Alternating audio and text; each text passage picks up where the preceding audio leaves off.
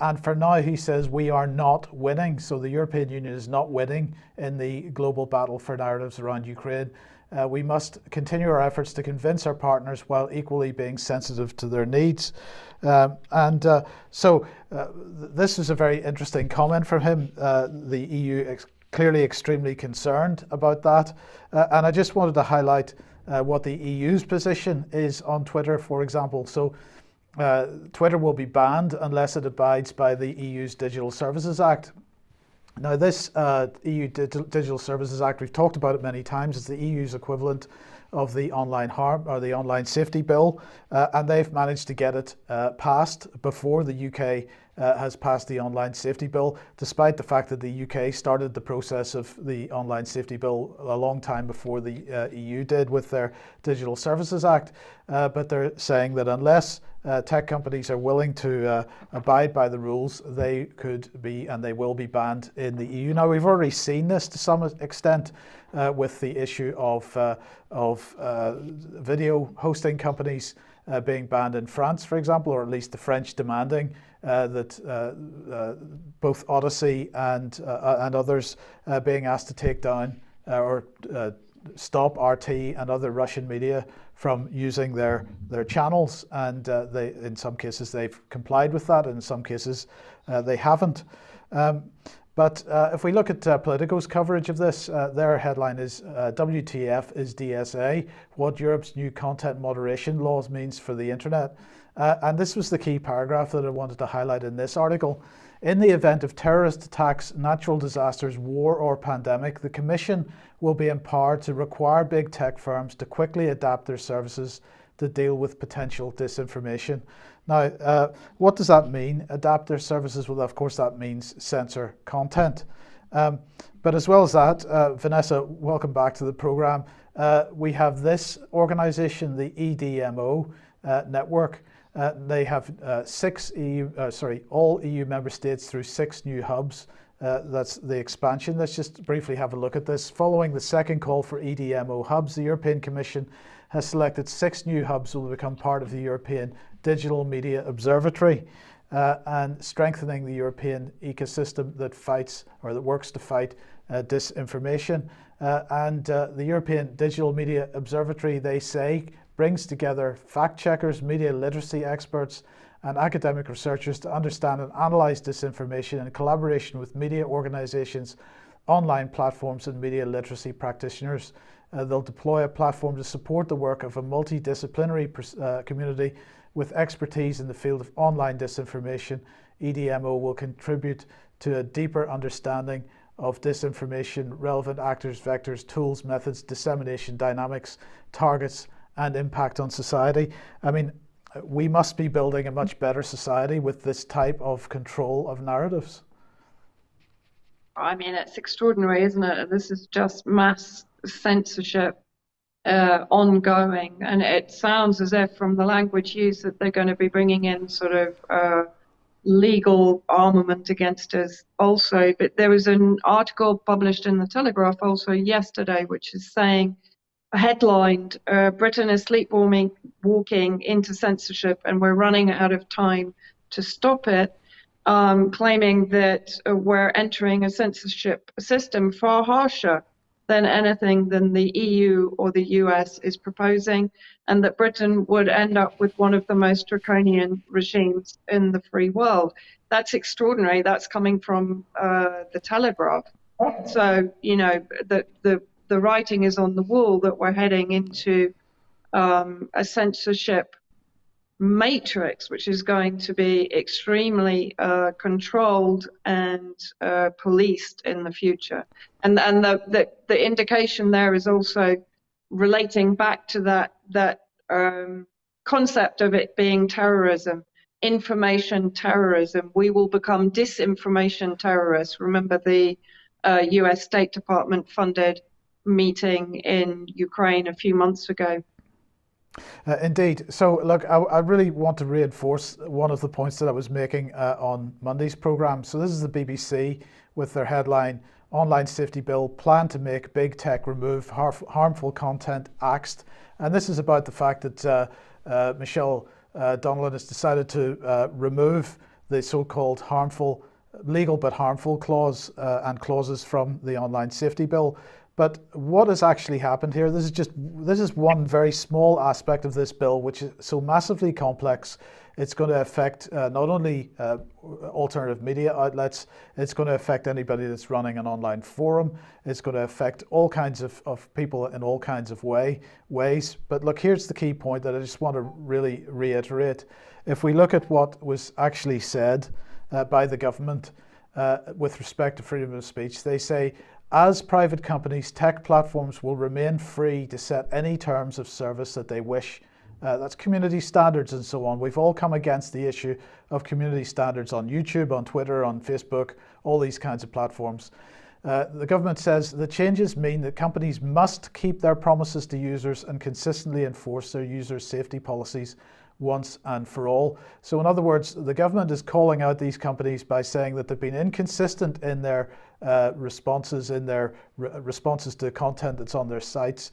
They've got the terms and conditions in place, and they're not being draconian enough in how those terms and conditions are being applied. They've got to be applied in every instance. It goes on, for example, if a platform says in its terms of service that it does not allow a particular type of legal content such as racist and homophobic abuse or harmful health disinformation, then it must act to tackle it. And if it doesn't act to tackle it, Ofcom will be empowered to take unprecedented action, including levying fines totaling up to 10% of annual turnover. Now, Patrick, very, very briefly, from what you were saying in your segment there, Elon Musk expressing a desire that he doesn't have to actually impose this type of draconian censorship. But while the government has removed or at least has removed its own responsibility for defining what labeled but harmful content is, they're still requiring the tech companies to define that within their terms and conditions, and they're putting on a statutory basis the requirement to enforce those terms and conditions in every instance. What Vanessa has just said from this Telegraph article about Britain sleepwalking into the most draconian censorship regime, this is absolutely hitting the nail on the head. Yeah, so Twitter just basically removed COVID medical misinformation from their terms. So they've updated their terms now. So it's no longer, they're not policing COVID, quote, COVID misinformation.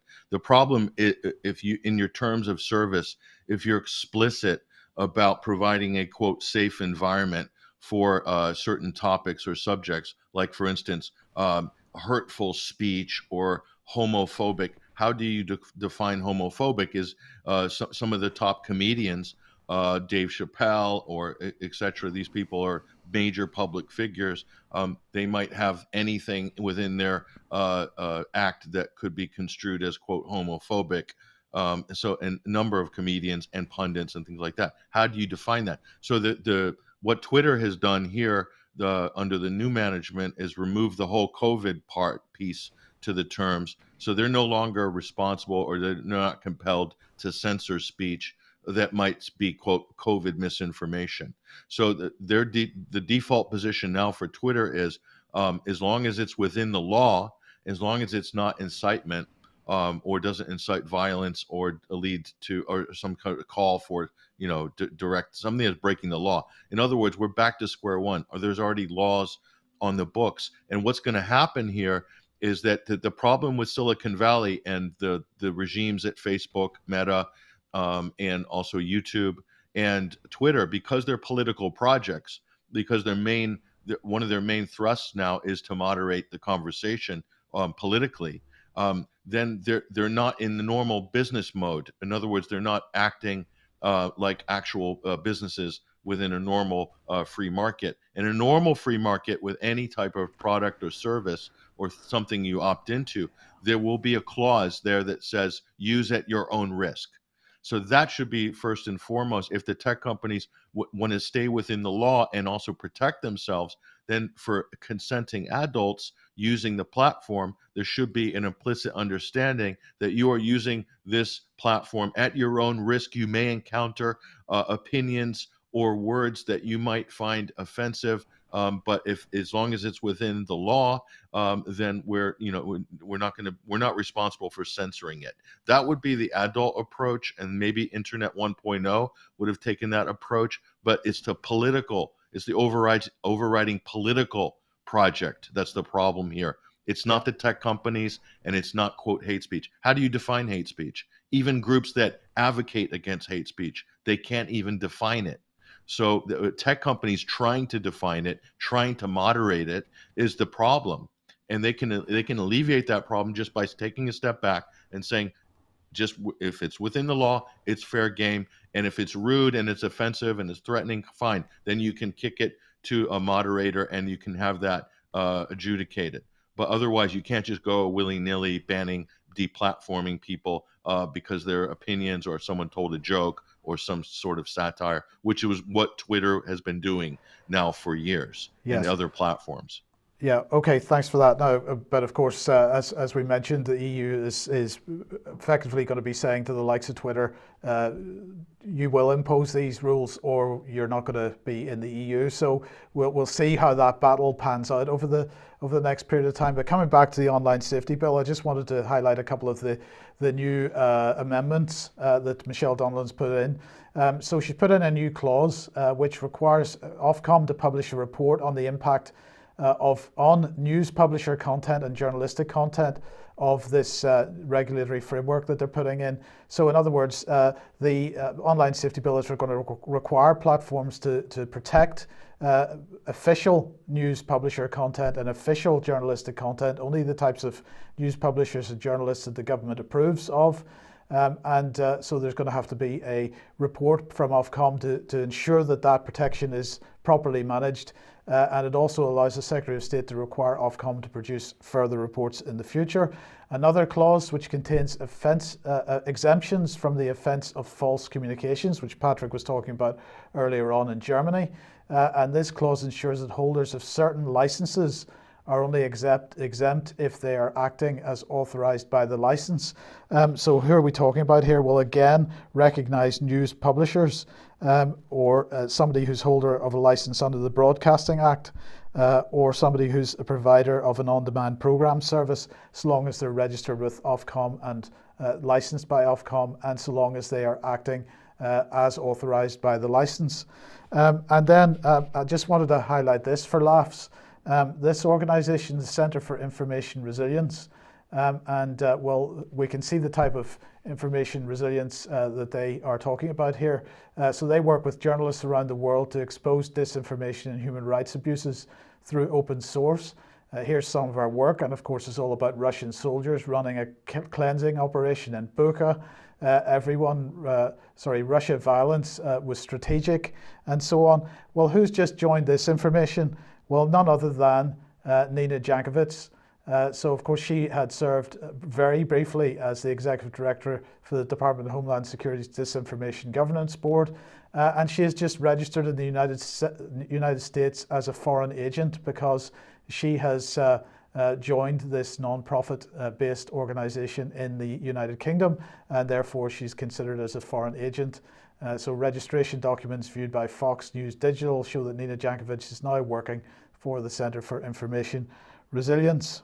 So there we go.